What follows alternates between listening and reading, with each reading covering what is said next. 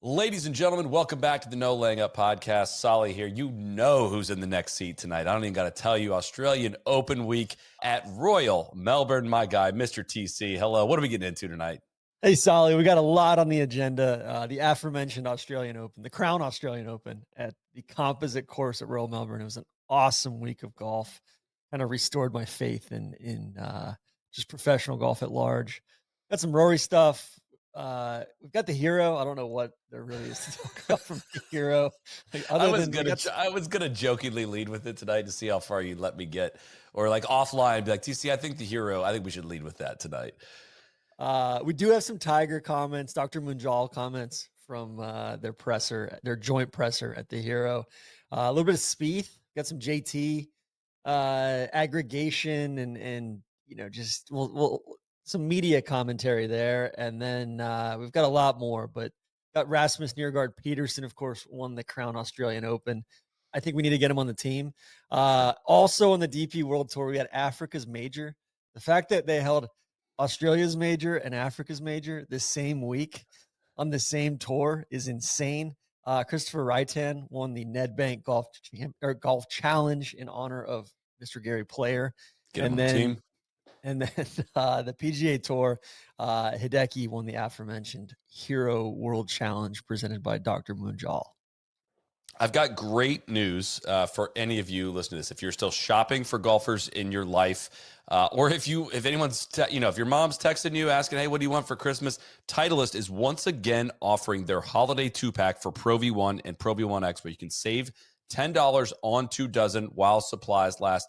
The worst thing that can happen is you just get the wrong golf balls for Christmas. You're not going to play them, and it's just awkward. Just tell someone exactly what you want. It's also not too late to order Titleist golf balls with custom text or a personalized message. Get those orders in by Tuesday at noon Eastern to take advantage of free standard shipping. Again, that's whether you're shopping for Pro V1, Pro V1X, Pro V1X Left Dash, AVX. Titleist has a golf ball model for every player.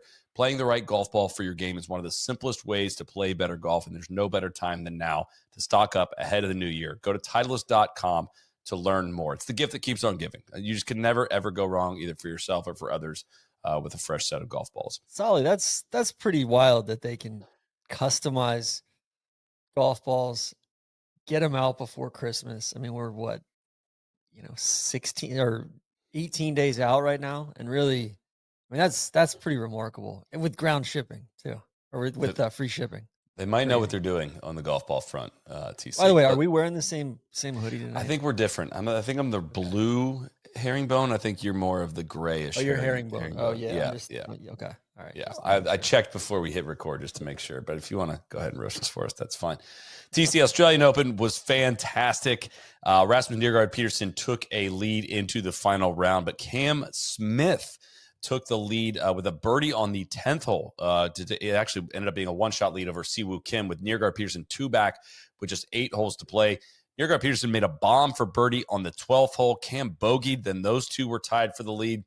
Then he hit just one of my favorite shots of the year, just this nippy little lob wedge into the 13th hole, which is 3 West, which is one of the most underrated golf holes in the world. He almost holed it. I don't know how it didn't go in. That set up an easy birdie. Cam bounced right back with a 2-putt birdie on the 14th hole. They're still tied playing the 17th hole, and it's clear it's going to be one of the two of them. And Neergaard-Peterson lips out an eagle putt from the fringe, and then Cam gets up and down after badly. He very badly pulled his second shot and made a great putt to get up and down there. So they're tied playing the 18th on the East course, and Neergaard-Peterson misses short right to a back right pin in some hairy rough. Green perched up on top of a bunker with a massive back to front slope. Like, it's a great recovery to like maybe 20 feet by the hole. Cam plays it way safe, but left himself a really difficult putt, lagged it to about 6 feet. But Neergaard-Peterson stepped up, makes the putt, and Cam misses a shorty-ish. For Cam Smith, that was a short putt. What, like 6 or 7 feet? 6 feet. I did not expect him to miss that putt, and miss on the left side. And that was it. 33,000 people there in the final round, obviously cheering for Cam Smith. You can see slow motion in the background on Neergaard-Peterson's like celebration, like people in the background literally with hands over their eyes, like, no, come on. Everyone was pulling for Cam Smith, but massive win and just an epic week, especially Thursday, man. That was some of the best golf viewing of the year. We Knew it. We've been talking about it for months going in, and it ended up more than passed the test, man. It did. We were traveling a little bit. I got home and I watched full coverage of both the first and the second round. Replay. I just laid down on the couch and just watched full coverage on replay, even though I knew what the leaderboard looked like and everything like that. And just the wind, the crowds, the energy, the international feed, like getting the Australian commentary on there as well. It was awesome. It made me, I don't know. It was just everything that I want pro golf to be. And it didn't matter. Like, Rory was playing, Cam was playing, Leash was playing, Wacko. There was some good players in the field, but it didn't really matter who was playing on that canvas. I don't know. I was over the moon this week, and it just seemed like there was a palpable energy in Australia, much more so than the last 2, 3, 4 years with the Australian Open doing the co-ed thing. And it just seemed like it was a shell of itself. And this year it seemed like, man, it was back to being the Australian Open that we saw 5, 6, 7 years ago, and maybe even better, and hopefully on a trajectory now to grow and become what it should be, which is like, I think, the 4th major in all of golf, and then bump the PGA down to the 5th major. It's everything that pro golf should be. It's variety. It brings it. I don't know. I'm rambling, Soly. I love it so much. I'm gonna focus on the positive here for a second on this. I am enamored with this golf course. I'm obsessed with it. And some highlights I think from the week. Again, I think this week was about more than just the birdies and bogeys and who won. And like Rory being there alone was a bigger story than him finishing T14, right, and not having his best week.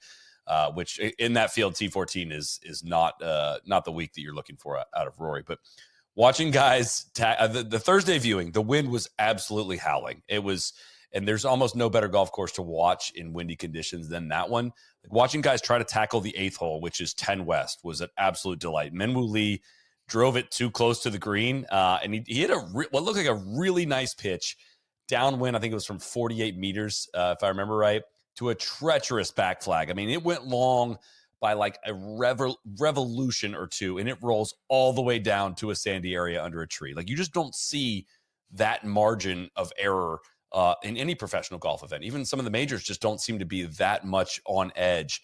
And the 13th hole, it was soft coming into that. Like earlier in the week, this was a relatively soft golf course. Because they got a bunch of rain, and it still was that knife's edge.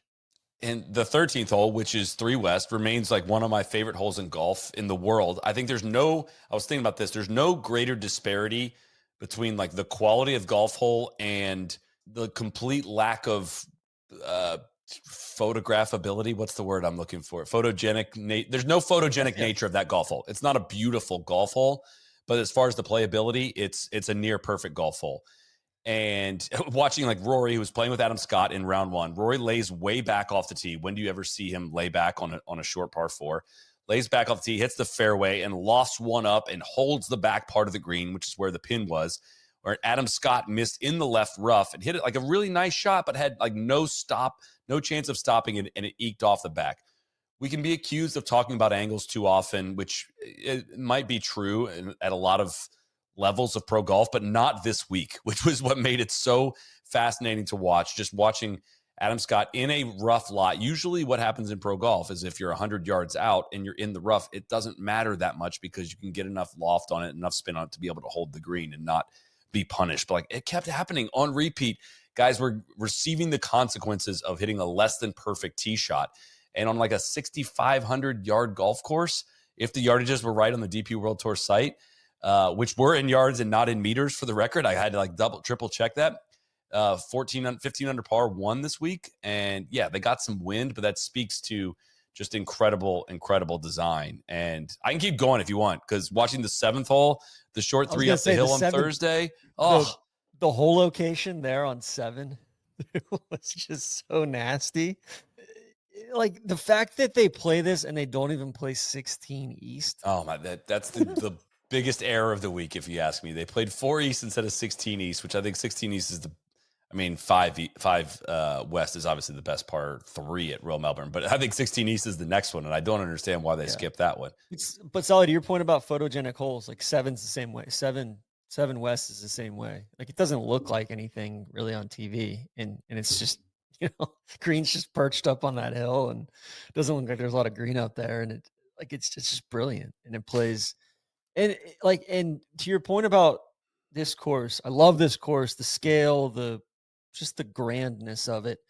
But that said, like I'm just as excited about Kingston Heath next year. I would be just as excited if they went to Victoria, Yarra Yarra. Like there's all sorts of courses down there where I'm like, man, like let's just keep going on the Sandbelt here. Go over to PK. This is what golf should be in the winter of like I'm sitting at home. The weather was awful here in Jacksonville this weekend, even, and I'm sitting at home. It's raining, pissing sideways outside, and I'm just watching these guys have to think their way around a golf course for the first time in months. It's brilliant. It's delightful. Well, and it's again, I probably have extra special appreciation for this course having been to the Asia Pacific Amateur 2 years ago around this time of year. I guess that was in October of 2023. But watching those dudes play it in different winds and like with my own two eyes, watch, especially like they have the same exact pin on 18 East, the finishing hole, and watching that hole down the stretch, and then in the playoff was super super interesting because the wind was off the right into a back right pin, and you had to watch guys try to hit a fade up against that wind just to keep it from doing what Cam Smith's ball did in the playoff, which is in regulation, which is land and keep moving left. Like which direction your ball is moving when it lands matters when golf courses are this firm. And Cam, rightful, like after watching Neergaard-Peterson blow it right and make the mistake that you can't make, I don't blame Cam for playing safe, but he didn't have the ball moving the right direction, didn't have a big enough cut up against the wind, and it starts rolling away, and he ends up with a really hard 2-putt, which he ends up 3-putting. And like, again, at the Hero World Challenge, if there was somebody had short-sighted themselves, like the safe shot would have been so freaking easy, and it would have been night, and it would have been game over. But the test is not done at Royal Melbourne until you get that damn thing in the hole. And so the same thing happened with Winyi Ding and Jasper Stubbs in that playoff, and watching Stubbs make a miraculous putt, from the left side of that of that green, which is really, really, really difficult. It was just awesome golf. And just getting all the flashbacks into that of knowing what the requirements are on these shots. It was just I need there to be a fifth major, TC, and I need it to go around the world. I started thinking about this a lot more. Like, all right, the calls for people to bring the PGA of America to bring their championship to Australia. Like, if you guys aren't seeing what's going on in the PGA of America, that's not on the table. We'll get to them later. That's not happening, guys. All right, they can't even get the green. We can't even get them right? to go to the right courses in the United States. Right. That's so not happening. And the fifth major should not be the players. Like we don't need another major in the United States. Why can't there be a fifth major that just moves around the world? Because because nobody wants to step up and do what's right for the game at large. And I think that's where if you look at tennis, right? Tennis, the Australian Open's grown steadily over the last 20, 30, 35 years, I think. It was definitely the kind of the afterthought major. Now it feels like somewhere that, rises to the level of it's got its own identity, and it feels like it's not that far behind the other ones. And that's despite like people say with golf, you've got the tax situation down there, you've got less commercialization opportunities with, smaller companies. You got the time that it takes to get there, the isolation, all of that. Time zone difference as well. Like tennis has all of that going on as well. And tennis also has you play tennis on the same court as anywhere else where they have the most brilliant, it'd be like if they had the most brilliant tennis courts in the world down there, it would make more sense for the Australian Open. I see what you're saying. Like the tennis courts are the same. They have the most brilliant golf courses in the world. You could argue Heathland, Long Island, California, here, maybe some spots in Japan, Scotland and Ireland, but the PGA Tour or just the high level, the top echelon of golf goes to all of those places at least once every 4 or 5 years. And for whatever reason, for all those reasons mentioned, we just get the same excuses over and over again. And Soly, I do hate to break it to you. The composite course was 7,087 yards. Okay. I'm glad to hear that, 64.79. That it was wrong on their website, and I triple checked that with my own 2 eyes. Yeah. But yes, I'm glad to hear that. And it was crazy too. Like no par fives until 14. There was 2 par fives in the last 5 holes, but like you said, like 13, just consequential second shot, and you get up too close to that green, or number 8, or like they're just brilliant decisions to be made the entire day. I don't know. I'm kind of at a loss for words as to, like, at some point, like, you're either a golf fan or you're not, and you either enjoyed that or you didn't this weekend, or you made it a point to tune in or you didn't. And go back and watch the highlights. Go back and watch.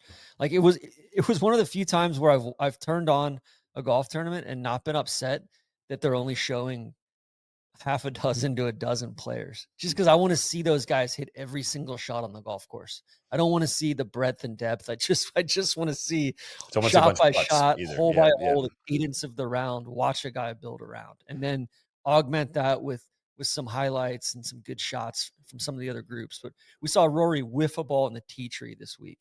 We saw, like, it was awesome. There's just, it's everything that's right about golf.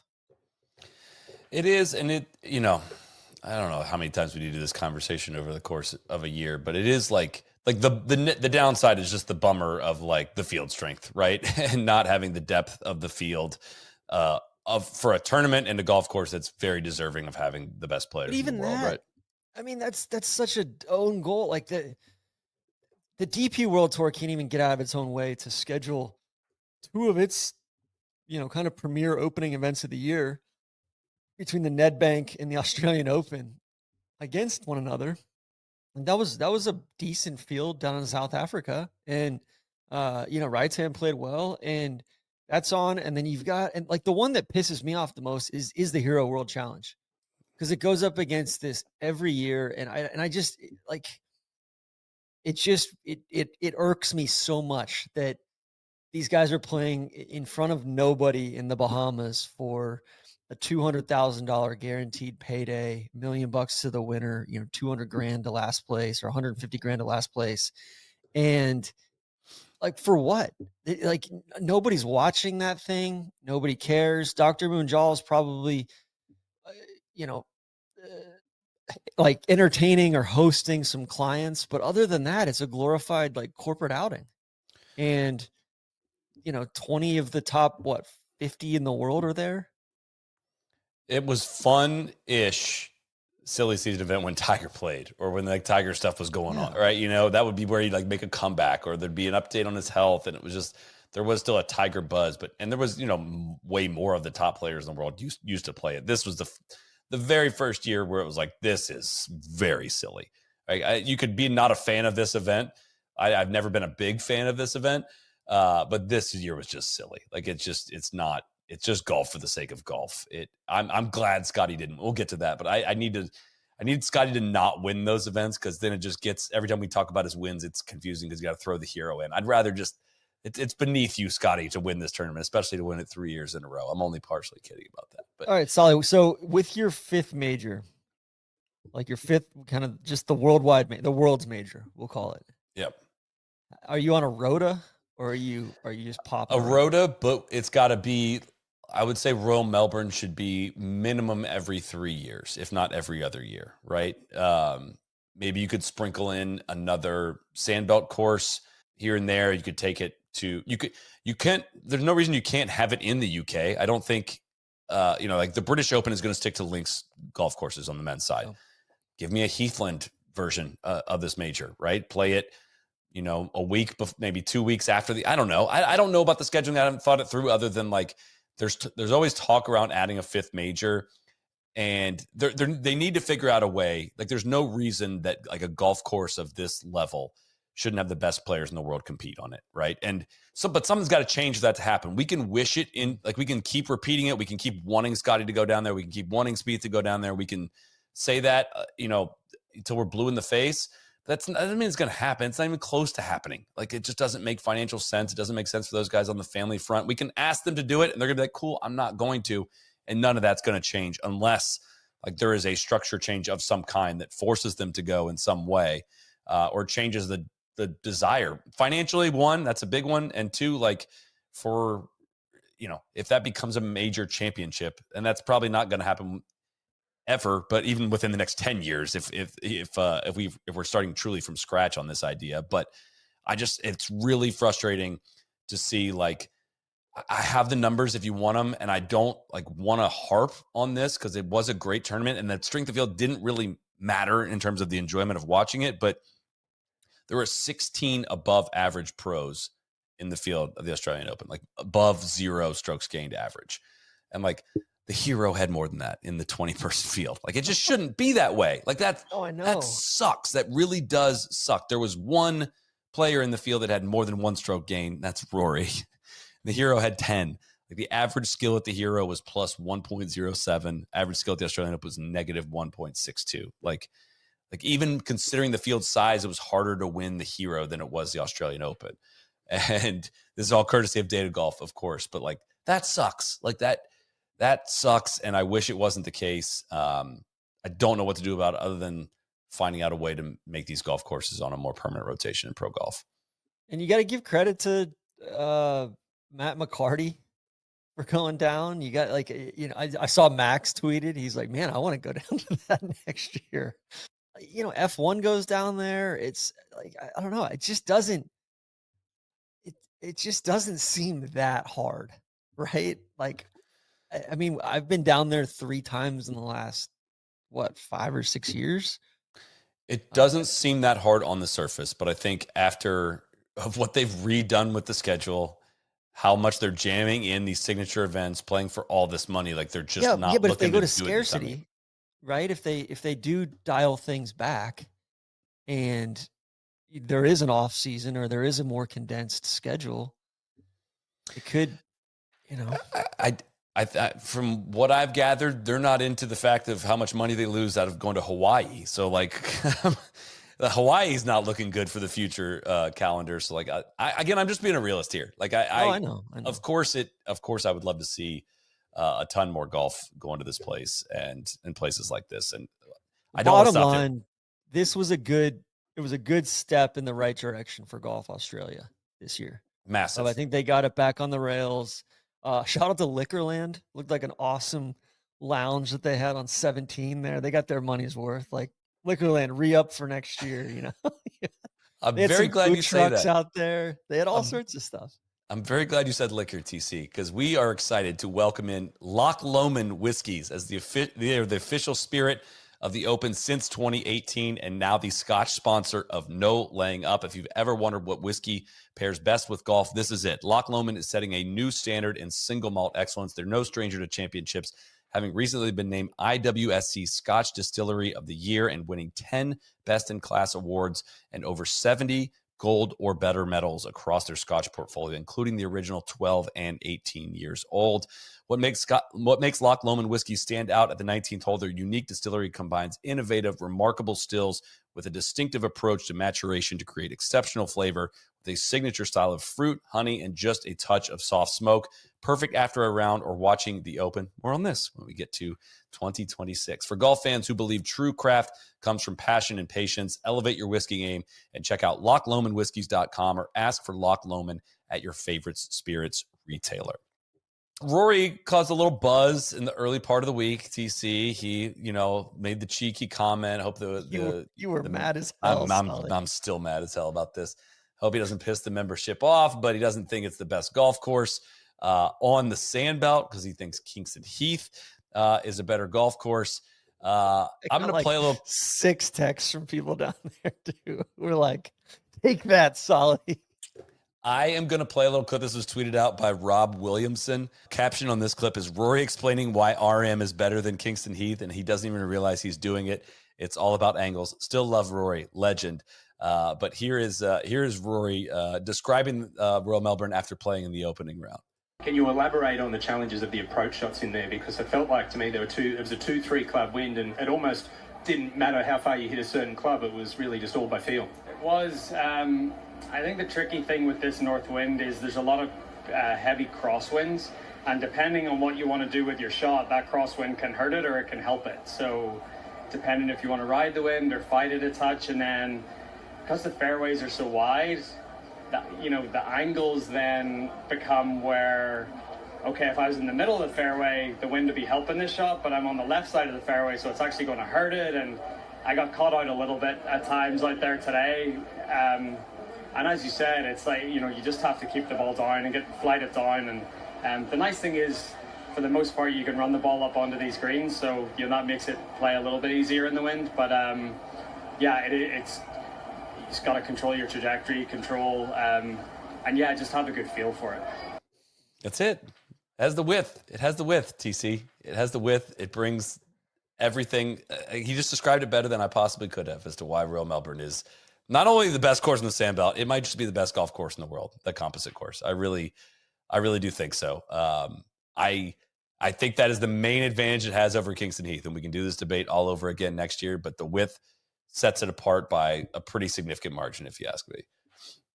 I think there's certainly more topography out there as well. It's not just the width. There's more scale and more, looking at 5 or 6 or 7 kind of up that ridge there. I think they're very different golf courses. I think Rory's favorite golf course down there is Kingston Heath. Yeah. I think he's maybe conflating best and favorite, if that makes sense. I think, like you Right. said, I think there's the debate. I was worried we were going to debate tonight. I think you're exactly right. No, listen, I think objectively, one's got more going on, especially for tournament golf. But man, Kingston Heath's up there as far as courses I'd love to play every day for the rest of my life, kind of thing.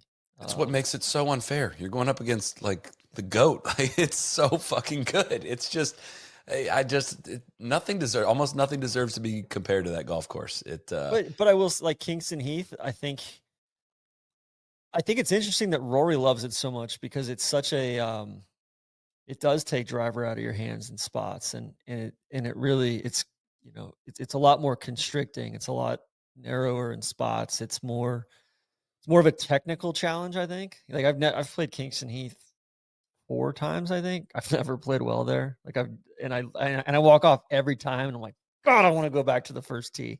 Whereas I feel like a Royal Melbourne, like there's certain shots where like I don't have that shot, but I feel like after that I've been to like a banquet or a gala dinner and I'm like, cool, that was a really, really fun day. And like the other one's just a little bit more intimate, if that makes sense.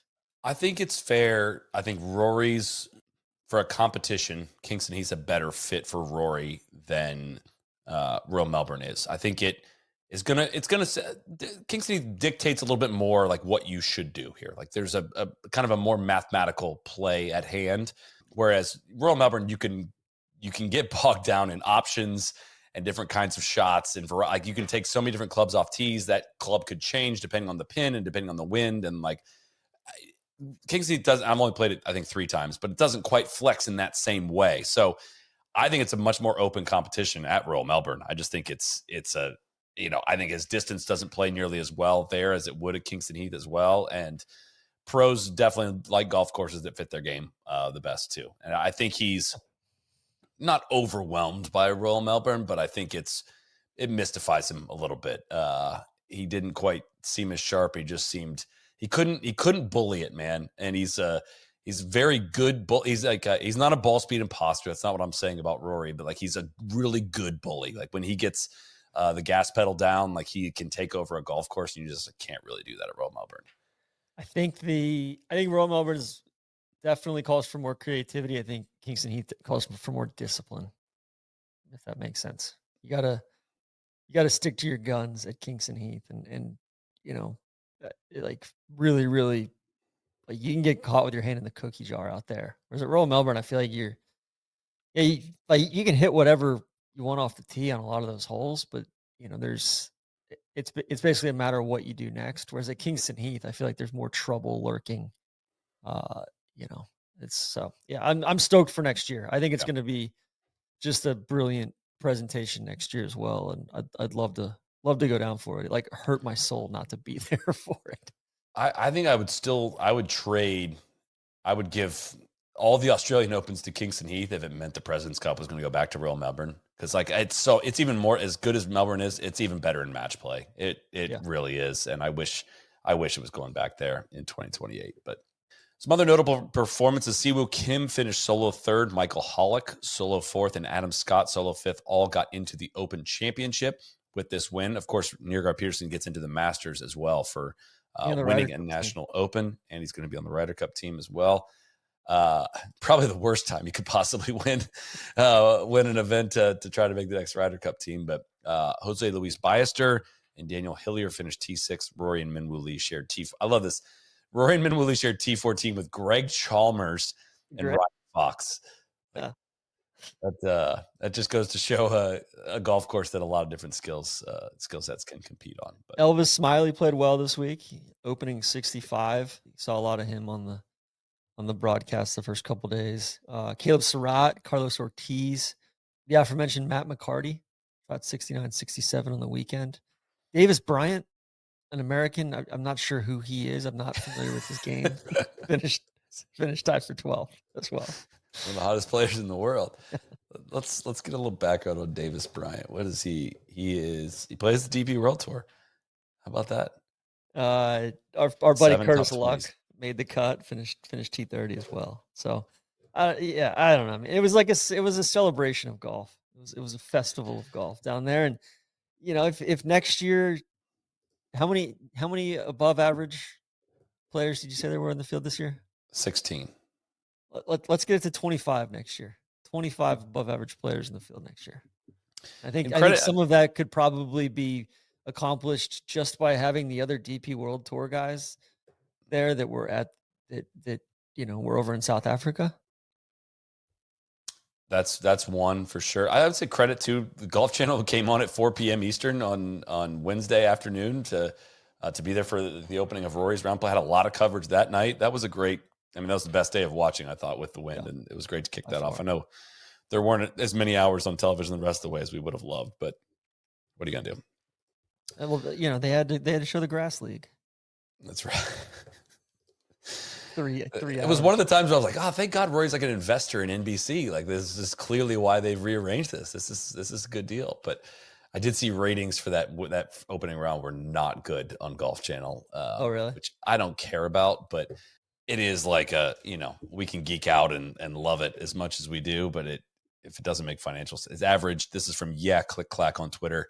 Averaged 41,000 viewers on Golf Channel from 4 to 9:30. Granted, that's spanning 5 hours, and that's going to hurt your averages, and a bigger volume of people than that tuned in. That's not comparable to YouTube numbers, which the mistake that I see a lot of people make online, but that's not great. It's not what you're looking for. I think Creator Classic outrated that. That's not good. Are you ready to talk Hero? Index might be outrating that. Are you ready to talk Hero World Challenge for another hour? No, can we do the Nedbank first? I don't have anything from the Nedbank. What do you have from the Nedbank? Kristoffer Reitan won, beat Dan Bradbury by 1, kind of limped home a little bit. What else? Zalatoris was there. The Bullet had a bad weekend. He shot 66. Marcus Armitage, and then kind of limped in with 72s the last 3 rounds. Sorry, 73, 73, 72. Hovland was there. Torbjorn Olesen was there. Martin Kuvra. Pot Heater. Like legitimately a better field than the one that was in Australia, I think, with the exception of like Rory and Adam Scott, and maybe Leash, Cam, a few other guys. So it was pretty clearly a better field. Yeah, that field had 20 above average players in that one compared to 16, like we said at the Australian Open. Average skill there was negative 0.41 to negative 1.62 in the Australian Open. So average player was almost a shot better, over a shot better, I should say. But but this is the crooked data golf rankings, right? For sure. Yeah. Which, speaking of the crooked rankings, I saw Ian Carter wrote an article a couple weeks ago about how is Johnny Kiefer up to 47th in the OWGR. Let's take a look. How is he? He's 83rd in data golf rankings and 47th in the official world golf rankings. That would say, yes, he's gotten, but there's probably a fair amount of live guys in between those two numbers as well that helps drive a fair amount of that. But yeah, I don't know. He's had a lot of really good finishes on the Korn Ferry no, Tour. he's played great on the Korn Ferry Tour, which just throws into stark contrast. Like, man, how heavy it is U.S. based right now. It is, and it's a. I mean, the OWGR is going to rank you. It's if you stack up a bunch of high finishes, it is going to shoot you up that list. That is it. If you have a really bad week, it's not going to hurt you very much. Data golf ranking is going to measure all those rounds and spread them out equally. So that's where you'll see some disparity in some of the rankings, and of course, there's live implications in there as well. But I'm dying to talk hero. The reason I bring Kiefer up because he's about to finish inside the top 50 in the world and earn a Masters invite at the end of the year. Which is interesting. Do you think he's earned one? Listen, I think he's really good, but I think he needs a little bit more seasoning until we're considering him a top 50 player in the world. But I don't know. It was an interesting piece from our friend Ian in BBC Sport. So. Yeah, it looks like his T7 at the RSM gave him quite a boost. To round out the year as we so top 50 at the end of the year, we'll get an automatic invite into the Masters. So clutch performance that was. But all right, let's talk hero. Your boy Sepp Straka took a one-shot lead into the final round over one Scott Scheffler. Sepp went out in 32, but shot one over on the back nine. Would get past, did not have his best stuff on the back nine. He was not passed by Scotty Scheffler. Scotty shot 2 under on the front, but was undone by 2 bogeys on 11 and 12. Made a birdie and an eagle on 14 and 15, 14 and 15 a little bit later, which made it look a little better than it actually was, I think, for Scotty. Hideki and Alex Noren were in the group ahead. Hideki shot 5 under 31 on the front nine, then holed out from 117 on the 10th to get to 21 under par. He birdied the 13th, got him to 22 under par. That's where he finished. But Alex Noren tracked him down, shot a back nine 31, including a bomb birdie on the last to match Hideki's 64. Take it to a playoff. Hideki stepped up, club twirled it on an approach in a playoff, which if Hideki's club twirling, it's night, stuffed it in there. Made birdie to win it, and thus ends probably the least dramatic, not the least dramatic, but the least compelling Hero World Challenge that we've had to date. If Noren would have won, you would have buried this in the last 5 minutes of the show. Yeah, I wish he would have won greatly because I'm a fan of Alex Noren, and I would have loved to have seen you try to make the hero seem like it mattered. If he would have won, I think you could have done it. Nobody's better at threading those needles than you are. But yeah, Noren's played some great golf this fall. Yeah. I mean, basically from September onward, he's played healthy. Some really, really, really good golf and seems to be. I bet it seems like he's heading towards a really big 2026 as well. But potential future Ryder Cup captain. I think he's just a pretty switched on dude. And. What do you think the deal was this year with the hero? Just the lack of guys just totally burned out. Well, who we missed? So we're missing Xander. I can't remember if he's played this in the past. JT hurt.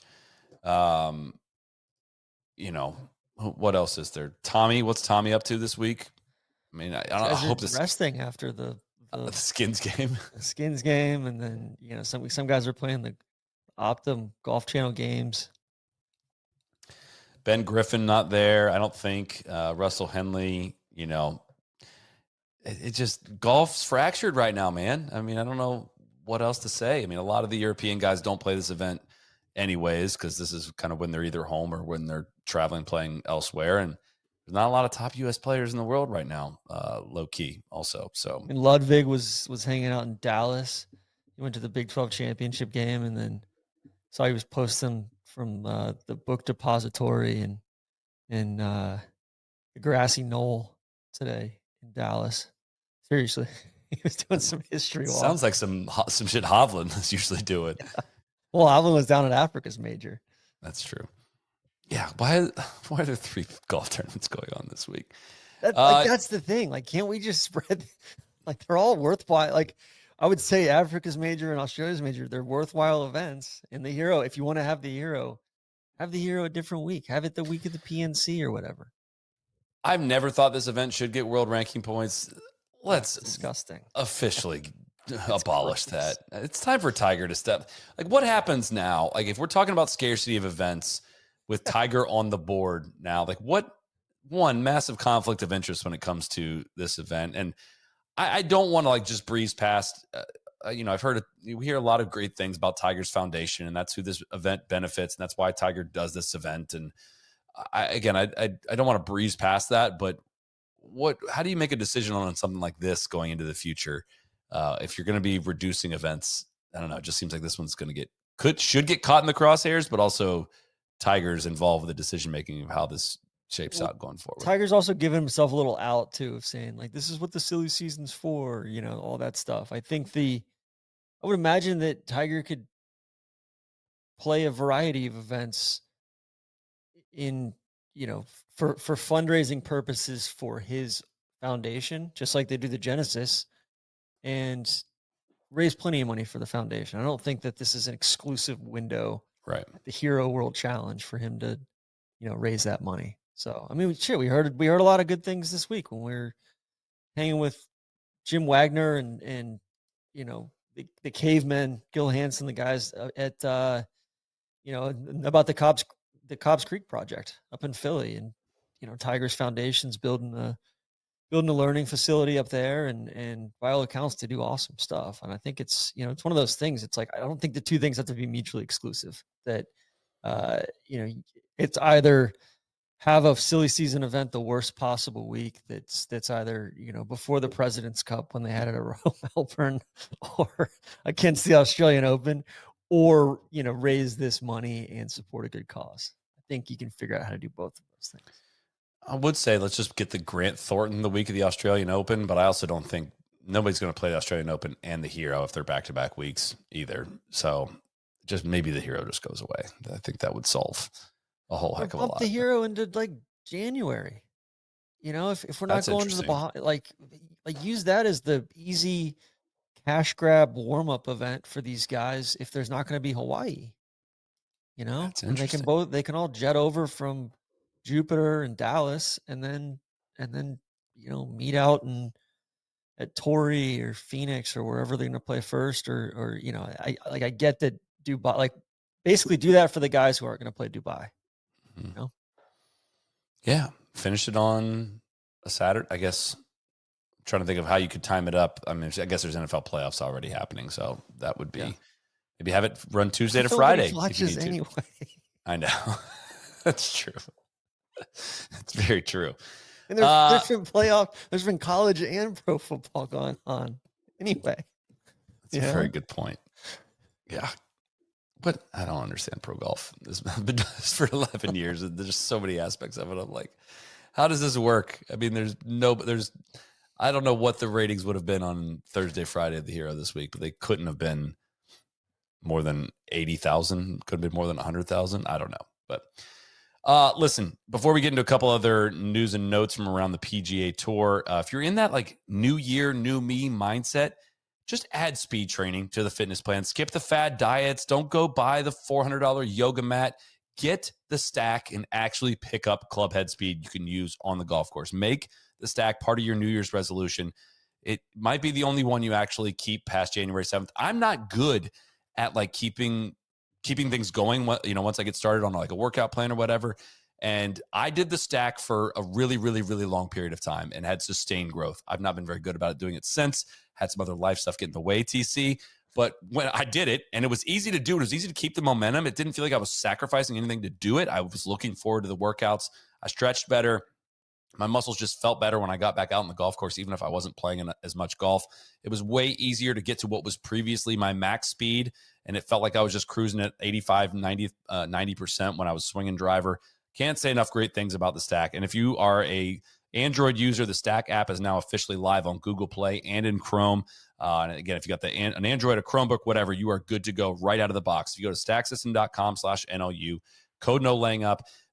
I'm just talking about speed training. There's great videos in there. There's putting. There's stack putting is going to definitely help you with your putting. It's going to help you practice the putts that matter. There's wedges in there as well about if you want to get your wedge distances out. It's a great tool to make you better at golf in a lot of different ways. www.thestacksystem.com/NLU.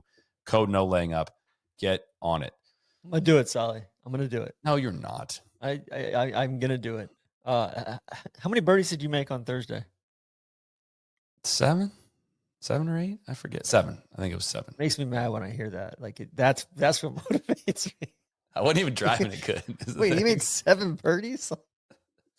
Your boy Wyndham Clark could not resist making some comments when asked about course conditions. This was again.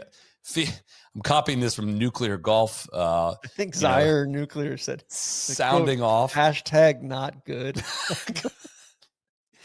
When asked about course conditions or the conditions around the green, I don't know exactly what the question was, but his answer was, do you want the politically correct answer? It's not in good shape. You're always chipping into the green, and there's a lot of chips that are up and over, so you have to chip up, and you're coming from really bad lies in Bermuda, and you have to hit it up there, and there's just very little margin for error. Sounds like maybe like something I'd like to see the pros.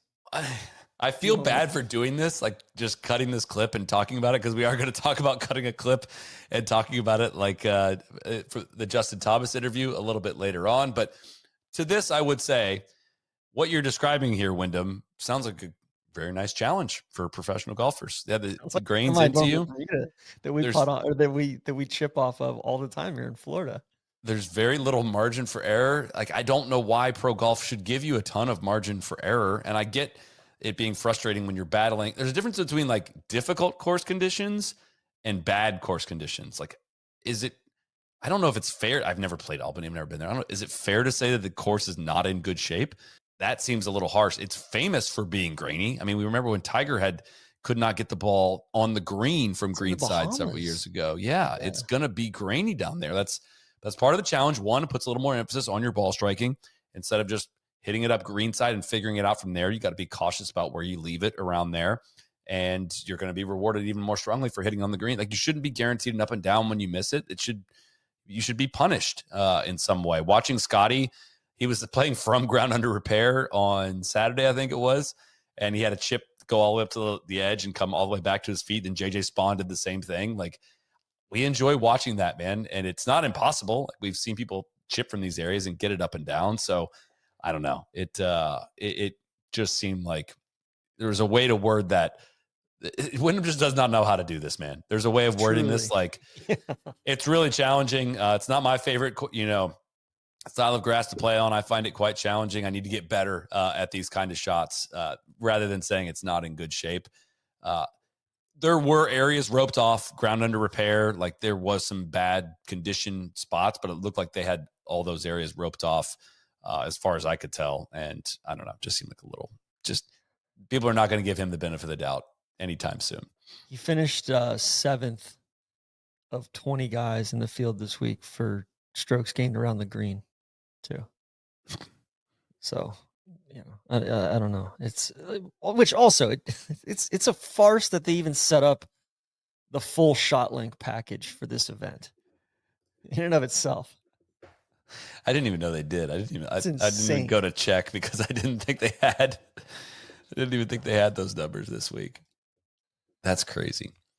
Jordan Spieth. I'm surprised we didn't lead with this. He finished T19. He had some quotes earlier in the week. He said, I feel healthy. I feel like I should have the structural integrity of my swing by the time I get to January.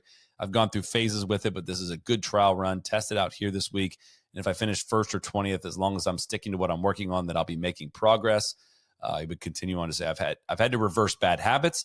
It takes a long time. When you get a few months off, you have the ability to make bigger changes than you do in the season. I said, I've been off for so long, hit the ground running, probably play a lot on the West Coast. I want to work my way into events. I don't want to use exemptions. I don't want to ever have to use that again. It sucked the last couple of years. He is planning on playing the Sony to kick off the year, which that'll be a boost for that event. And that is the starting event, of course, of 2026. How are you feeling about Jordan going into 2026? He has not won in 3 years. Do we think he wins in 2026? Kind of wish he would have played like RSM or something to play his way into that next 10 to so he didn't have so he could just knock out the qualifications into those first two signature events right then and there. I guess the question is, if he doesn't work his way into those events, is he still going to take the exemptions? Oh yeah, he's going to take them. He just doesn't want to have to rely on him. He's still going to take them. I don't know, man. I mean, I guess yeah. Like I guess what he had surgery the previous year, so he couldn't really. He was knocking off rust while playing his way into events. So surgery the previous year which did not get him into the top 50 for 2025. And so he missed, I know he missed like Bay Hill. He was close to finishing in the top 50 if he would have, if he wouldn't have had surgery the prior year, wouldn't have been hurt the prior year, probably would have been in the top 50, probably would have played all the signature events, probably would have finished in the top 50 again and would be there throughout the year this year as well. So I look forward to many of these conversations with Spieth getting exemptions. He's going to get one at AT&T. We know that. I imagine he's getting one into Genesis as well. And hopefully I like to hear him say it out loud of like, dude, I just want to play well and just start getting into these things on my own. But that doesn't mean he's not going to take them and it's not going to be available to him. But like, I know he didn't get one to Bay Hill last year. And if he'd have played in that one, like probably would have finished in the top. He was close to finishing in the top 50 as it was, probably would have finished in the top 50. And I mean, what do you think? Are you buying or selling? I don't. Even I might have to disclose my position if I'm buying anymore. Like, all right, I'm not the SEC here. This isn't. I'm not talking about Sable Offshore. Right? I mean, head no, heart yes. I'll caveat it this way: like, is Spieth getting into? Let's set aside the Genesis or Pebble Beach, and let's talk about like Travelers or Memorial. Is he qualifying his way into those? I mean, you got to play some really damn good golf to get in like the Aon next 10, right? Or you got to win. If you win, you're in the rest of them, right? I'd have to look exactly what the criteria is. And is there a top so-and-so on the FedEx Cup list not otherwise qualified, like a top 10 or something like that? I think that's how they've started netting it up. Yeah. But yeah. And he's going to have to go ball out. I mean, that's the name of the game. And yeah, I don't think he deserves a pass forever to just like continue playing all of them. But like on an individual tournament by tournament basis, tournaments are more interesting when he's involved in some way. That's pretty much been proven. So I get why individual sponsors do it. But yeah, he's got to play good golf at some point. Like this kind of is the year to start playing the good golf all over again. How old is he? 30. So he was 21 when he won in 2015. He's 32 now? Yeah, he's 32. He turns 33 in late July. I'm buying. I think so too, but what does that mean? I can't quit him. He was not nearly as bad in 2025 as people are thinking as they're driving in their car right now. He was not. I'm sorry, he was not. He was positive 1.28 strokes gained. That's better than he was in 2019, better than he was in 2020, better than he was in 22, better than he was in 24, better than he was in 23 as well. Like that was his best season since 2021, which I believe he won that the Valero. I think that was that year. Yeah. There's so many Spieth haters out there. Sometimes I just feel like I have to stand up against them. I mean, he drove the ball well. His iron play does not appear. That's where like we need a leap in the iron play to get. I don't know if he's getting back to 2015 or 2017 as we're here in 2026. That's now 9 years ago, which is insane. Like, but he was a good putter. He was good around the greens. It just doesn't add up to anything sexy. I think I just what I loved about these quotes. I'm going to play a lot. Like I am excited to see him out there play in the mule events. Go hoover up some points, hoover up some money, go get a win, man. Go to Myrtle Beach. I don't think he said that, but go to the I think he wins. I think he wins one, and of course, I think he wins one in 2026. I mean, come on. I kind of we own the bank situation. I can just keep saying that. It doesn't really matter. I don't want to say otherwise. We own the bank. What did I say? Morikawa's going to win 8 majors. You backed off that one, but we are revisiting that one after this Open this year. That was a calendar invite we set almost 5 years ago now. Man, There was a time when whatever Tiger did during Hero Week went straight to the top of the agenda. We're 56 minutes in now, and I guess we'll talk Tiger a little bit. He said on his health, I just got cleared last week to chip and putt, so it's good. It's been 6 weeks last Friday. It's been slow, not able to do much on a disc replacement to let it set. It said, can't really do much now. We got the okay to start cranking up a little bit in the gym, started strengthening and started doing a little bit more of the rotational component that I haven't been able to do, just letting the disc kind of set. Yeah, just letting the disc set. Just letting the disc set. I was talking about this with somebody this week. Do you think Tiger like plays a serious schedule on the Champs Tour when it's time? He's turning 50 in December. When he gets healthy. Like 5 or 6 events, you know, and probably I would imagine he works his way up to it, but you know, definitely. Yeah, I mean, I can't see him playing more than like 6 to 8 events a year. Right? I don't either, but even that seems like a lot to me. And totally. Which brings about my next question. Does he ride the cart? I think he does because other guys are riding the cart.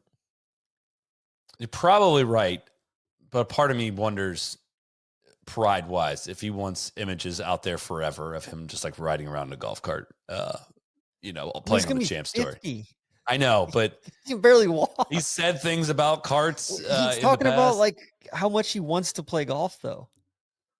You know, it's just a wild image to picture, man. I've been to some of those Champs events where the guys just hit these shots and just like frumple back to their cart. In general is a wild thing to picture, right? I know, but I just cannot picture Tiger riding in a golf cart playing the Champs Tour. I bet he would insist upon a drop top, like no roof. I think, how do they do that? Photographed in those doing like, you know, at a Ryder Cup or stuff like that, you know, or at a President's Cup, doing the captain thing. Yeah, well, that's different, but I think it's like playing a golf tournament. You know, riding, you're driving inside the ropes and you're getting out to go hit your shots and then go back to the cart just to move it up to the next green. I don't know if your caddy. Yeah, I think your caddy can move it for you. But I don't know. It's just a wild image to think about. I like if I was the tour, I'd say somebody can drive Tiger's cart for him. Yeah, you know, I get down with that. Maybe the caddy gets his own cart. On the tour's future, he said, we're trying to give the fans the best product we possibly can. And if we're able to give the fans the best product we can, I think we can make the players who have equity in the tour, we can give them more of that. So the financial windfall could be fantastic for everyone who's involved. Woo! I'm super pumped for that. What is the FCC? I know he's on the competition. Oh, the Future Competitions Committee. Future Competition Committee. Yeah, I just think it's funny. Not the Federal Communications. I knew that, but I just think it's funny that it's called the FCC, and that's what he's referring it to. But so the FCC has been meeting. I think we've had 3 different meetings. We've got one coming up here. We've torn down and looked at so many different models. It's been a lot. We've talked to title sponsors. We've talked to CMOs. We talked to tournament directors. We talked to media partners. We've talked to a lot of different people and taken a lot in of what they would like to see. Then it's up to us at the committee to try to put it all together and try to make it work to keep players informed of what possibly could happen. And we want their opinions as well. We're being very transparent with all of this. That's something that we've been very adamant. And I've been very adamant before about this process, is the transparency side of it. This is something that's going to be fantastic for all the fans, for the players. And as I said, it could be a financial windfall for everyone. Saying a lot to not say much, but other than like, yeah, we're not going to do this in secret, like potentially has been done in the past. And we'll let you know when we have something. Yeah. I don't know. I was thinking about it this week. Like, it kind of blows me away that these SSG guys they got what, 4 spots on the board, or on the 4 spots on the Enterprises board, because that's the one that matters now, out of I think 12 or 13 seats, and they put $1.5 billion in with the chance to do another 1.5. It just seems like they've gotten a lot for that 1.5 billion. A lot of power. 4 directors on the board are John Henry, outsized. Arthur Blank, Andrew Cohen, and Sam Kennedy. If that sounds right, as from an article from some point. There's no date on it. It's also very funny that Don Ray is on the policy board. Is he non-voting though? He is non-voting, but I assume he's there when they have meetings. Anything else from the Don Hero? Ray and Jay Monahan sitting there together. Oh. Anything else from the Hero or on the PGA Tour side? No, I think I'm good. Oh, he said no one. He said no one has asked him about the 2027 Ryder Cup captaincy. And then Shupak said, "Well, I'm asking you now." He said, "Well, no one has asked me." Again, he reiterated it. So, which I think is just Tiger just dodging questions like he is wont to do. All right, let's get to feels like a long time ago now at this point. Justin Thomas earlier this week or a week ago was a guest on the No Laying It Up podcast. He had a great conversation, if I may say, with the host of that episode and made some comments about an hour into it. I'm just going to play that 1 minute, 14 second clip, and then we can discuss kind of what happened after that. Were the greens faster on Sunday? Yeah. I had overheard people, an assistant captain on the microphones. I forget if I overheard it or I heard somebody say that too, of saying like we got to get these greens faster. Like it seemed like that was a goal, and it took several days for you guys to be able to get the greens faster. Yeah, I don't really understand that. I don't know why they weren't at all what Keegan had asked for. Had been pretty clear of asking for a certain speed and wanting them fast enough, and I mean, I watched them argue with us that they were 13s, and it's like, guys, we play golf every week. Like, look on TV, how many guys are leaving putts short? Nobody is getting. You can't have a putt roll 3 feet, 4 feet past the hole. Like, these greens are slow. Like, speed them up. And it was just bizarre because that's not something you would expect at a home Ryder Cup. And again, that's not an excuse. They had to adjust to him just as much as we did, but that's kind of a fun advantage you generally have, is like being able to do that a little bit. And it was just so frustrating that we were being fought with and argued with on the speed of the greens that we asked for. So that was bizarre. So all right. So he hates the superintendents, the grounds crew. He blamed them, right, Soly? That's what I heard from that. What happened shortly then was the aggregators over at Golf Digest took this clip and said in a tweet, according to Justin Thomas, the grounds crew, quote, fought and, quote, argued with the team about the green speeds at Bethpage Black.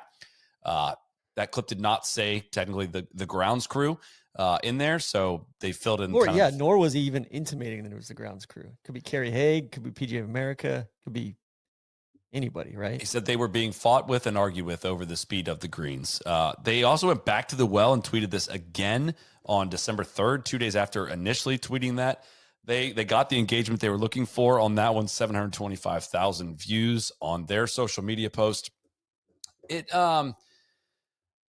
frustrating on a lot of levels, and it's hard to we do this too. Like we take what people have said in interviews and we discuss it on the show. We make every effort we can to put the context around it, to kind of give benefits of the doubt when we can, and to include the question in there and discuss what happens when you take something out of a podcast and you put it like into the machine that is social media now, which is a different world than it was 10 years ago. It's basically saying, you don't need to listen to this whole podcast. Here's this part. Here is this. Be mad about this, is what that read like to me. Like I'm going to take this and make it as salacious and controversial as possible. And it's not their work, right, that they're doing this with. They're taking, I have a great relationship with Justin. He's done so many interviews with us. He gave over an hour and 20 minutes of his time to like give insight into a lot of different things. And like he is counting on. It was a great interview. Like that was like maybe one of the like least interesting parts of the interview for someone who listened to it for 80 minutes, Yeah. And it like washes all that out. And it like, we need people in golf and in sports to be able to get on a microphone, talk for as long as possible, and give insight into things that are happening. Like there's a lot in that interview. And I hope people listen to it. And what's very funny is you go into our YouTube comments. Nobody was upset about this. Nobody commented on this. Like this wasn't a thing until like basically Golf Digest said, this is what you should be mad about. And we end up in this vicious cycle now where like Justin probably is like, well, that makes him want to do less podcasts, makes any player want to do less podcasts, makes them want to say less interesting things because then they're just going to start this whole cycle all over again. Golfers are dull because they just don't want to deal with the blowback of something like this, where it's just like not just really given a fair crack. Now, listen, I have some issues with that whole setup and some of the things he said or how that was run by Keegan and the mistakes still made there.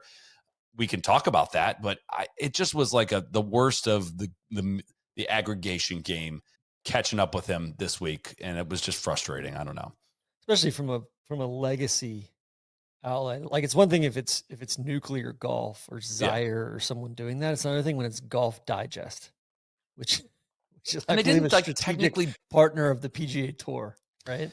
They didn't technically break any like journalistic rules, and I know this is just considered fair game. It just like, So two things, Soly. I think like you said, that there's the conversations and the context there, and I think we try to go above and beyond when we do lift something like we do. Adam Schupak gets great quotes all the time. Yeah. We try to read as much of that as possible, or if there's a press conference transcript or clip, we try to play that or add context. I think the worst part about this was what they aggregated. Like they then twisted and they put the wrong words, fabricated something in with no there. correction. Then I think that's where like yes, I think they did violate a journalistic code or just a You're general code of honesty. Like, at no point did he say anything about the turf crew or the superintendents or the grounds crew at Bethpage. Like, this could be the PGA of America leadership that he's talking about. Like, whoever is in that team room and liaising with that with Keegan and his assistant captains on that level. Like, we've heard nothing but negative things, and like it's jarring for Justin Thomas, who's the son of a member of the PGA of America, son of a teaching pro, to be at odds with the PGA of America. That's how dysfunctional this thing is, right? And that I think should be the headline. Is these guys can't even like they can't even do the little things right, and I'm not sure it would have given them that big of an advantage, but I do think it gives them a bigger disadvantage when they think that the greens are going to be fast and they don't end up being fast. They end up being slow. And, versus the Europeans, just, they don't know what's coming. So they're going to adjust to whatever's out there. They don't have the expectations. Most of those guys play on the US tour anyway, so they're putting the same greens week in, week out. But the US players had the expectation that these are going to be very, very fast greens. Yeah. And so getting to some kind of fallout from this again, like where I feel better about where we stand on this is when we take quotes from other interviews and like we talk about them. And when you do that in an audio format, there's just way easier to pick up context. And like when you remove things from an audio format and put them into print, and put it on social media, especially, like it just, again, says, here, get mad about this today. Red meat. So people did get mad about this. And this is from journalist Top 100 Rick, your boy, Big Dick Rick. Yeah, the Top 100 Rick he's been on fire lately. This is from, quote, a Bethpage turf staffer that said they can argue with numbers all they want, but these are concrete collected numbers that cannot be argued with. Data is data, not an opinion. Player perception is opinion. There was zero conversation between the captains and the grounds crew during tournament week, and that is the fault of Keegan. The crew was available 24/7 and only spoke with him once week before the event. If there was a problem, it should have come up in the practice rounds, which they failed to play, when they would have noticed they didn't like the speed. They still lost and still can't accept it. 2 months later, the excuses keep coming. The grounds crew wanted to win more than any player on the American team. It meant more to the Bethpage staff in the state of New York than anyone else. Learn to practice and compete as a team, or JT will continue to scrape together excuses in 2026. A lot there. One, like, again, in the context of the full quote, like JT says, this is not an excuse. I get how that's probably still going to read as one. But he was asked by me if the green speeds did change, and he answered that with a ton of context. Again, not excuse. They made the adjustments they needed to make. We didn't, blah, blah, blah. So again, he's just going to get painted as somebody making excuses. But again, I have no idea who this Bethpage turf staffer is, but Keegan only talked to the grounds crew one time, and that was weeks before the event. That would help explain how you could possibly make an error this big on not understanding the green speeds. They're being told, so a source reached out to us as well. And I don't know if they want their name on this or not, but I'll read kind of what we received in an email, which was that the grounds crew met the objective that they were presented with on Friday and Saturday, which was green speeds 12 to 12.5 on the stemp meter. They talked only once with Keegan about a month before, who asked for that specific green speed range, which came from Scouts Consulting. Our program met with the Scouts after the Ryder Cup, where Scouts confirmed this was their guidance to Team USA. Their data suggested Team USA would perform best relative to Europe at that green speed. However, Scouts was clear that it was a very marginal and not some big stroke gain putting goldmine. Saturday night was the first time the grounds crew received any additional guidance. That was to speed the greens up. This was not a directive from Team USA, but jointly from the PGA Euro Tour setup guys who oversee the Ryder Cup week setup, which is to remain neutral, as I understand it. The greens were more than 13 in the final day, certainly faster than previous days, as JT corroborated. When I say his comments are interesting, it's because he seems to be under the assumption Keegan asked for 13. Keegan did not request that. Also, JT didn't specify who he was arguing with when it came to green speeds on site, but I'm confident it was not the grounds crew, perhaps a PGA official. Whoever that was saying they were 13 on any other day other than Sunday was also misinformed. One other piece of commentary, in addition to the facts below, Bethpage greens are extremely flat. A stimp meter reading of 12 will probably feel slower, given there's a substantial lack of slope that makes those downhillers feel so fast. Someone should have accounted for that when requesting a green speed range. Seems like some pretty darn good intel in terms of the whole process. But I'm kind of two minds. Like, it's hard here. Like, I definitely trust the touch and the knowledge of these tour pros. Like, if it doesn't feel like 12.5, it's probably not 12.5. Yet that was what they asked for, and that's what they're being told that this is. I can see where a misunderstanding or disagreement could come from there. Like, I get that they didn't ask for faster than that, but they're saying that they don't even believe that it was that fast.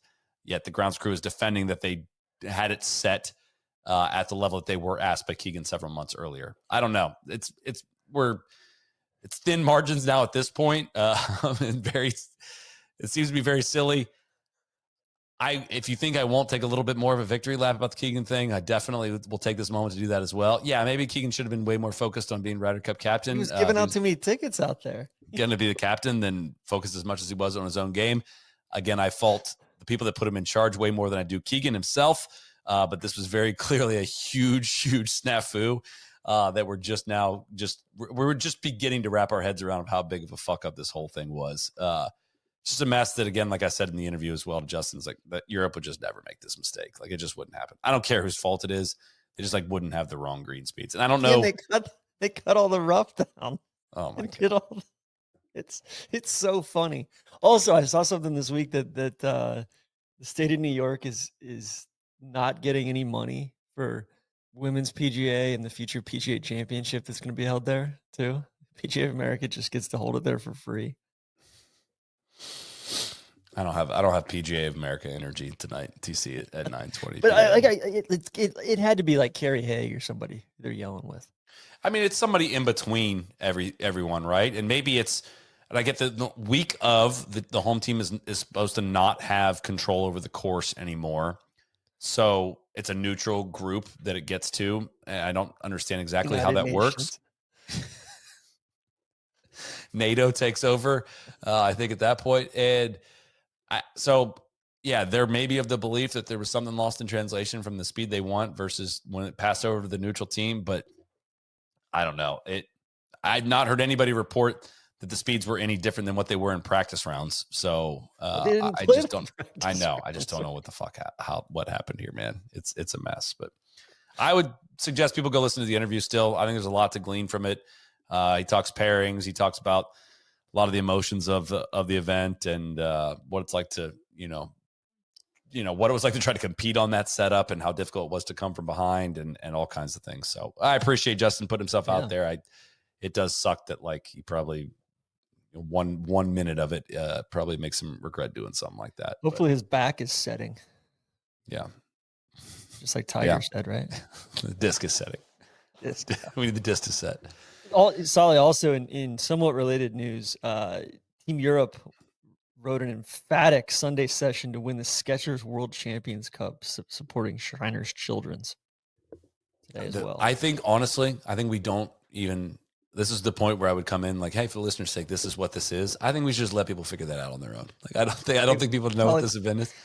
And I'm not going to explain it. No. To 213.5 to 204.5. I'll just say no more. Yeah, say no more. You got to go find out what that is on your own if you want to. Other news and notes, weather canceled the final round of second stage in Valdosta. This was a tough break. This was making the rounds. Play was well underway in the final round before weather hit, and not everyone could finish. So basically all of the scores of that final round had to get reversed out and reverted back to 54-hole scores to determine who advanced to final stage. Some guys had rotated their way in. Some had rotated their way out through those round 4 numbers. You know, if you'd have known that it was 54 holes, it doesn't sound like there's really anyone at fault here. Like they had to follow the bylaws of the PGA Tour as this came about, and it's not it just sucked. I think was the feedback from a lot of people that were playing in it or involved in it. And like, if you'd have known you only had 54 holes, would you have played the back 9 of that third day a little differently, knowing you needed to make a move potentially? It seems like this isn't that unimaginable of a scenario. Like I don't know how there's no safety net of any kind or a Monday possible finish, or I guess it would have gone to Saturday. I think Friday was the last day, but yeah, a lot of people it's involved. Because they've got what they've got. They were at the landings in Savannah. They were at Palm Coast, Florida. Like I mean, the weather's been awful down here. Like they had 5 different sites. They had one in Arizona, one in Valdosta, one in Dothan, and then the 2 here in Florida, or in Savannah and Palm Coast. Yeah, like James Nicholas had a bunch of stuff on his Instagram feed that was kind of laying it all out. And yeah, shitty situation. Hopefully they take a look at the bylaws, but it seems like it's just kind of the rub of the green. Yeah, it's just the vagaries of pro golf and pathways and all of that. So, all right, let's get to the TC portion. Take us down your list of final notes you have in the notebook for the week. Yeah, well, first of all, I am stoked for final stage. It's this week at Dyes Valley, 3 rounds, and then 1 round, pre-cut at Sawgrass Country Club. So a lot of guys coming in. I know notables to miss. This is per Kevin Price's write-up on PGAtour.com, but notables to miss: Tyler Duncan and the Schlong, Adam Long, missed out of Hammock Beach. You've got Blades Brown, and again, these guys can go play Korn Ferry Tour. Some of them finished in the top 75 on Korn Ferry, like Blades Brown. But just they're trying to get one of those. What is it? It's 5 or 10 spots. I think just 5. And they're not doing there's no ties this year. They're going to do playoffs for the spots. So if there's a tie for 5th, they're just going to keep playing until they figure that thing out, which is sick. Big Tex, Jimmy Walker and Robert Streb missed at Kinderloo Forest. Andrew Landry, Sean O'Hare, Scott Piercy missed it at Tucson. But again, it seems like some of these guys, it's just like, hey, it's kind of a free roll. Like if I can get through to final stage, I can get one of these cards. So let's see, what else do we have? We had this happened maybe a week and a half ago, but Fuzzy Zeller passed away on Thanksgiving Day. We didn't have our Sunday pod that night after Thanksgiving weekend just because there wasn't really any golf going on. But RIP to Fuzzy, kind of a complicated legacy. Just a colorful character. Kind of at odds with the media. I think a large portion, like Jeff Shackelford had a pretty interesting write-up in his newsletter, just about how much his life was shaped by the comments he made there post, or I guess pre-Masters, about Tiger and his off-color remarks and all that. So but yeah, like really interesting life, career, and golfer too, just a proper ball striker. So Soly, your boy Larry Klayman suspended from the Florida bar for 2 years. This was courtesy of the Palm Beach Post, allegedly, or what? I guess we don't need to say that anymore. We got a free run for 2 years now. Yeah, maybe the statute of limitations for anything that we could or would say is longer than 2 years, so it's possible he could. It's true. He could run the clock. He might be running the long game on us. What else? Gil Hanse joined TGL and they put up just a delightful walkout clip of him that I loved it. Like it's so unserious that he had, what was it, Stone and Steeple, I think was a hole that he put forth as well. Kind of a great hazard in there, a wall, a couple diagonal fairways there, and then Pisa is back with the new and improved Temple. The graphics look a lot better than they did last year. I think we're going to hear about a new hole this week as well, and we can't give away any details yet, but it's pretty sweet. Embargo. I think it's going to be pretty sweet. I'm serious about that. I think it's like maybe the highlight of TGL so far. Soly, have you been tracking any of this Gary McCord stuff? I have read some of the quotes. Yeah. It's interesting. I mean, the guy's been around the game for a long time. He knows a lot about the inner workings of the tour, and I don't know what's happening with the future of the tour, but he certainly has a vision for it. Can you tell us about it? He wants a 5th major as well. 41 events. This is per Adam Schupak. But McCord's been kind of making the rounds. He went on the Chambly's podcast. I think he was on the Subpar podcast with Colton Gravy. He's Colton got two sleeves. kind of leagues. Gravy in the sleeves. Gravy Colton is the gravy. You said Colton Gravy. Oh, Colton. Sorry, I'm sorry, sleeves. I'm sorry, Drew. Drew in the sleeves. Colton the gravy. Yeah. Big gravy. Thanksgiving. There we go. But yeah, kind of, I don't know, this whole thing that there's 41 tournaments. There's a draft, and then each tournament is its own franchise, and they're all kind of competing against one another to attract the best field. A total of 140 players will be drafted with fields of 110 and a 70-man cut. And then it would conclude with a Super Bowl of sorts, a match play finale of the top 12 players from both leagues in a winner-take-all format. So, yeah, it's just, a lot of talk about franchises in this. I guess he's pitched it to SSG, and he said he's put together his own team as well. I've got 8 guys on my team. They're called the Watchers. I'm not telling anybody about who they are. I can't, but they have helped me immensely with eyes everywhere across the world. Inside guys. It's really amazing that these guys are helping me do this for nothing. But that's how much they love golf. He's quick to point out that this concept can't work until 2030 when the tour's media rights deals expire, but negotiations likely will start in advance. Think about it. We're going to reduce the number of tournaments played and more than double the amount of players they're exempt to play. All those guys who are crying on TV, losing their jobs at 100, 101, we're going to have 220. Got the economics figured out, the ROI for SSG, and future revenue streams within each franchise. We got that shit. Don't worry about the economics. We got that. All right. Yeah. So, I mean, I'm sure he's just getting the word out at Whisper Rock and all over the desert out there. And then, God knows where the Watchers are. They're everywhere. So inside guys, Soly. So I'll be fascinated to see what this turns into. Kind of sounds like, what the Premier Golf League was, but franchises as the teams or franchises of the tournament instead of the teams. Is this the sense you get from, like Roll-Up has said, significant change? I've not heard like this kind of any of these rumblings from anybody but Gary McCord on this. Is this the sense you're actually getting of the big change they're talking about?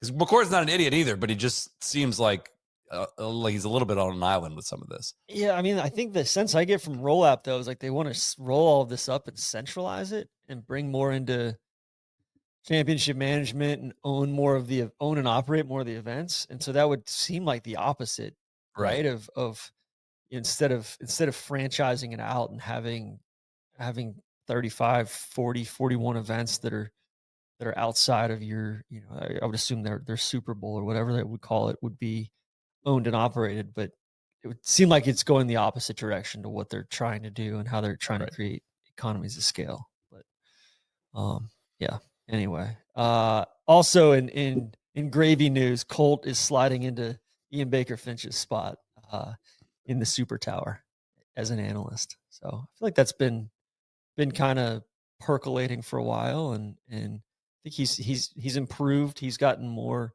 seems like more sure of his voice and more sure of what he wants to say in the moment. He's good for TV, man. He's good, good relationships with a lot of the guys, and they could definitely do. Colt, I know you're listening. They could do worse than that. All right, I'll give you a little compliment there, buddy. All right, I know you. You're just waiting for me to slip up and say something bad about you. I know. I'm just kidding. He's a friend of the program, but he's got great chemistry with the rest of the crew, and I kind of miss him on the course, though. I mean, I think I was going to say, who are they going to throw in? I know next to Dottie on the course. That's kind of my question. So, but yeah, I think it's a good move. Yeah. So, and then Roll Up had all sorts of quotes during the CEO Council event.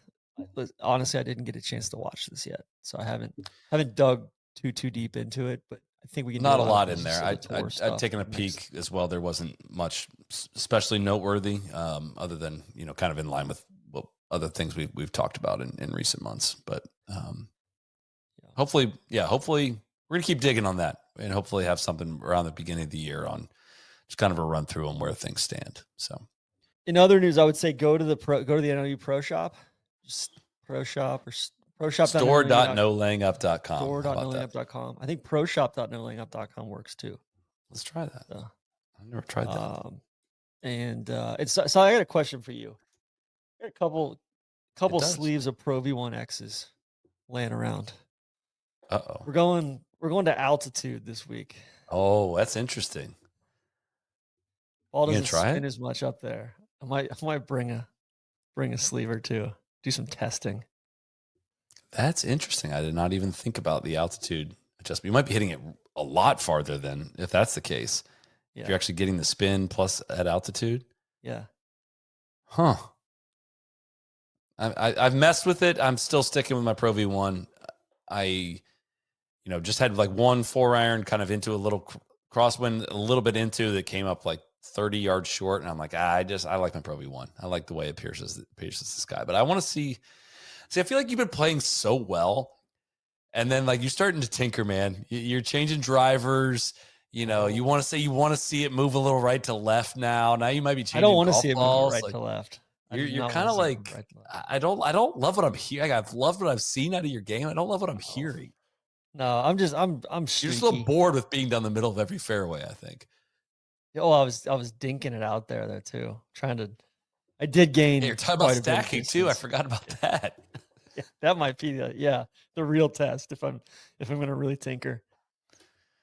We have a very interesting trip on the books for this week. So you may not hear much from us in this coming week, but of course filming another video project in a place neither of us have ever been, and we'll be back by next weekend. We might be a little bit more on the fatigued end for next Sunday's show, so give us a little bit of grace for that. But and speaking of video projects, head to our YouTube channel. Montana came out last week. We got Great Dunes coming out here soon. We got all sorts of stuff here in the hopper for the next 3, 4, 5 weeks. It's been a very, very, very busy fall. Definitely the busiest fall I've ever had in this job. Usually this is the time to slow down a little bit. Not the case this year. But we appreciate everyone that watches and listens and allows us to do this on a weekly basis. But we're going to hit the ground. We got a lot of stuff ready to go in the new year as well. So we're really, really, really excited about that as we wind down 2025. It's been a great year. But all right, TC, I will see you at around 6 a.m. in the Jacksonville airport, I believe, tomorrow. Yes. Thank you, everyone, for tuning in. We will have a little season. We have a Jeopardy episode, a Bazinga episode, I should say, coming out Tuesday, pre-recorded. Gonna have Larry Klayman coming out. Yeah. That you can catch on Tuesday evening. And we'll be back next Sunday as well. Thanks, everyone, for tuning in.